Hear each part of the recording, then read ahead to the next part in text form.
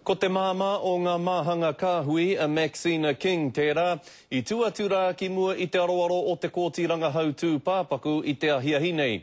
E whātau kua hipa I tana tūnga whakamutunga ki mua I te kōti, ara I te whakawātanga mo te matenga o Chris Rawako Crew kāhui. I tai atu a King ki te kōti me te mea nei e hāngai pū ana o na whakaaro ki te mahi kei mua I aia. Engari I te wā I tuatua ia ki mua I te aroaro o te mātanga pāpaku, ka mātahetahe iho a Waikamo, anō nei he take nui ke atu e ngau kikini tonu ana I aia.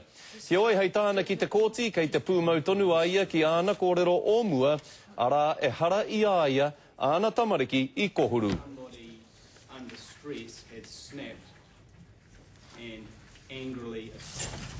I maintain as I have always that I did not harm my sons, hurt them or beat them. I did not cause any injuries to them resulting in their death. I make this statement as being true and correct. There is nothing further I wish to add to any of those statements or to my trial evidence at this time. Hei a pōpō ka tuatu te pāpā o ngā māhanga kāhui, a Chris kāhui ki mua I te aroaro o tēnei kōti mo te wā tuatahi.